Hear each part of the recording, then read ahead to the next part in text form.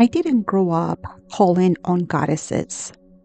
I wasn't raised with magic or mythology. I wasn't searching for a dark feminine archetype to guide me, not consciously, anyway. She came to me a long time ago, quiet at first, like a scent in the wind, or a shadow that lingered too long after the light went out. I've always been intuitive, but intuition doesn't give you a name or an address. It just leaves you with a feeling, one you can't shake off, no matter how much you try to ignore it. Time passed, and then suddenly, she was everywhere. In dreams, I saw her eyes before I ever knew her name. I started waking up at 3 a.m. I felt pulled to the moon like a tide to her mother. I wasn't afraid of the dark anymore. I needed it. The silence, the stillness, the shadows, they became holy. And when I finally came across her name, Hecate, something clicked in my soul. Like I found the missing piece to a language I'd always spoken, but never understood. Still, I wasn't sure. I read books, I watched videos, I absorbed everything I could about her. And then I closed the pages, blew the candles, and put it all away. Life carried on. At the time, I was in a relationship that looked like love but felt like longing. 3 years of being with a man who was emotionally unavailable. I thought I could shift something, awaken something in him, so I stayed. I convinced myself that crumbs were a feast. A random text from him felt like sunlight in a cave. He wasn't cruel, just consistently distant. He told me he loved me, said he missed me, but also made it clear he couldn't give me what I deserved. And somewhere deep down, I already knew that. But I couldn't walk away. Because some part of me still believed that if I just loved harder, if I just proved my worth, maybe he would choose me back. But it wasn't him I was waiting for. It was her. Hecate was watching, not judging, but waiting for the moment I'll be willing to walk myself home. Hecate doesn't just guide you through the darkness. She becomes the light within it. She'll let you cling to illusions until you're finally ready to burn them. The signs didn't stop. If anything, they intensified. Still unsure, I turned to something that had always helped me, my pendulum. I asked her directly, "Do you want me to work with you?" Immediately, my pendulum began to move in a circular motion, my sign for yes. I paused, still unsure. Maybe it was my mind. Maybe I wanted to believe it. So I asked again, and again the answer was yes. That was enough for me. I created a small altar that night, lit a black candle, and for the first time I spoke to her directly. What intrigued me wasn't just the experience, but how clear her presence felt. Like I wasn't meeting her for the first time, but remembering her. I knew her titles: Goddess of Witches, Keeper of Thresholds, the Torchbearer of the In-Between. I didn't know where she was leading me, but I trusted her. A few days later, I was at work.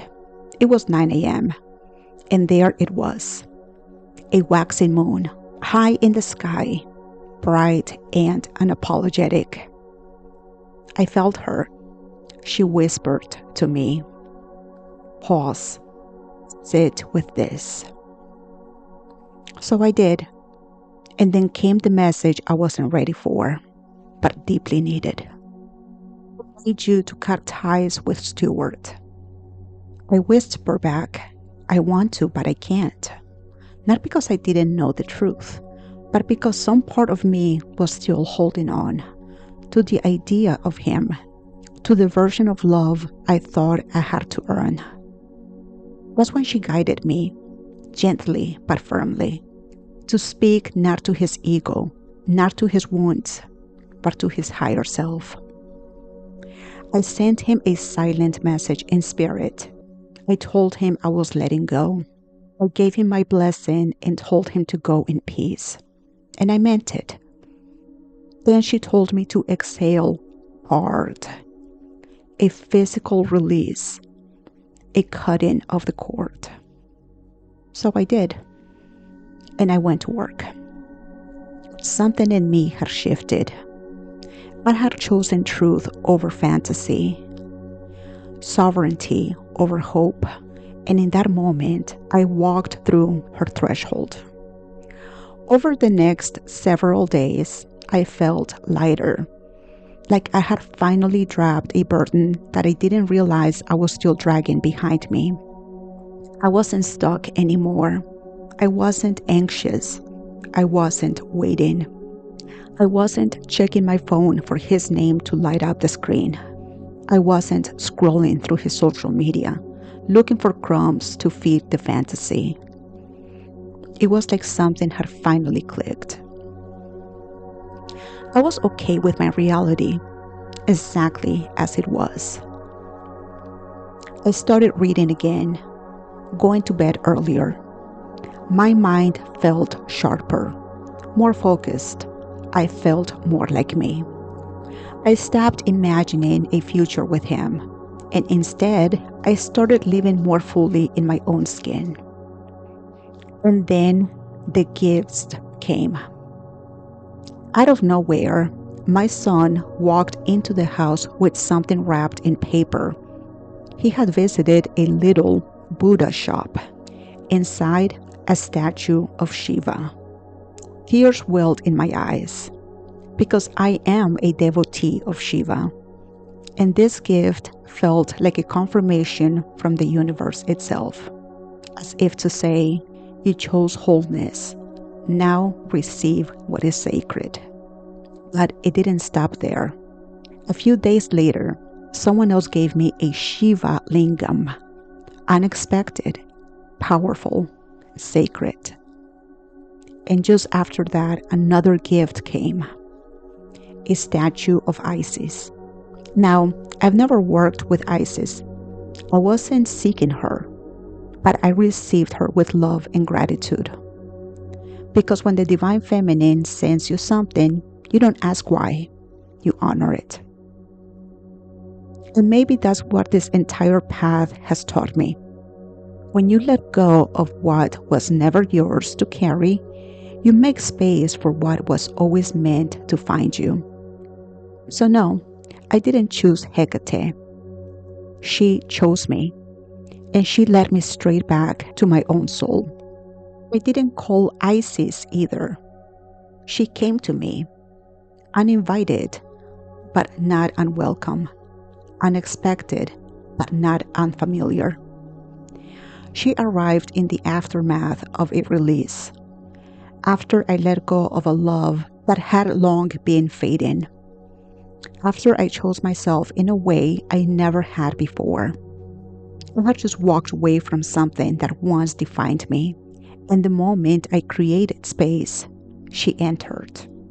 Not with thunder, not with drama, but with the stillness of a queen. Who knows she is always welcome where truth has made room. She didn't say much. She didn't need to. Her presence was a mirror, a reminder that after death comes resurrection, that after silence comes a song, that after surrender comes power. I believe Isis came to me because I was finally ready to embody what I had always carried, the healer, the high priestess, the sacred mother of my becoming. Isis is the one who gathers the broken pieces. The healer, the sacred mother of rebirth. It's no coincidence she came to me after Hecate walked me through release. Hecate didn't just sever a tie, she set me free. And after that release, I felt different, stronger, more clear, more like me. And that's when Isis arrived.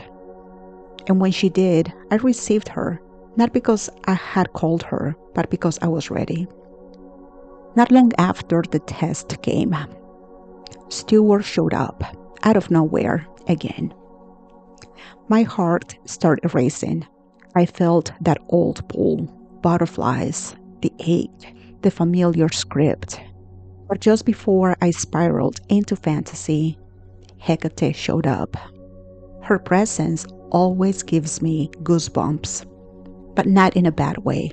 I just know she's there. But it's more than that. She is so clear, like a voice that I trust more than my own logic. She said, "This feeling, your heart racing, the butterflies, is not your intuition. It's your nervous system remembering. It's not the connection. Take a deep breath. Don't answer yet. Wait until tomorrow." So I did. The next day, I read his message. He was asking if he could see me that Friday. I was free that Friday, so logically I thought, yes. My body said, I'd rather not. So I replied with a soft no. "I would love to, but I can't. I hope you have a great weekend." No explanation, no fishing for more, no dangling the door open. And in that moment, I knew I was releasing him. The old me would have tried to keep the conversation going. The new me didn't need to. I was proud, and I knew she was proud too. Working with Hecate has taught me what it means to choose myself fully, to step into my own sovereign energy, to recognize and choose a healthy masculine, like Shiva, not one that only reflects my longing, but one who reflects my wholeness. Hecate walks with me through the wreckage of who I once was and shows me the pieces I abandoned along the way. "That one is yours," she says. "Take it back." My power, my worth, my dignity, my voice. She doesn't cuddle, she illuminates. She is the mother who lights up the parts of me still sitting in the ruins and tells me it's time to rise. I'm still working with her, still learning, still becoming. And though she is the goddess of witches, I don't feel she's activating that part of me yet. Not the spells, not the cauldron, not the craft. Right now, she is doing something deeper, more foundational. She's reclaiming my essence, helping me remember who I was before I gave it away. Before I shaved myself for lovers, for survival, for the sake of being chosen. She's not just guiding me, she's walking with me to every place I lost a part of myself. And she's saying, "That's yours. Take it back." And Isis, she came to help me rise. This is what the dark feminine does. She doesn't destroy you. She deconditions you so the real you can finally be seen. And for those wondering, yes, he's been back again and again, initiating conversations, asking me on dates, finding reasons to orbit my world, still tethered to something that once was. A few days ago, he went to a soccer game. He expected me to be there. He was looking for me. But for reasons I didn't fully understand at the time, I chose to stay home. Go figure. And that's the thing about Hecate. She doesn't force you to do anything.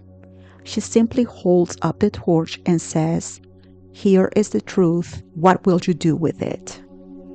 So if Hecate is someone who wants to work with you, be open. Don't overthink it. Don't wait for thunder or a perfectly staged altar. Start small.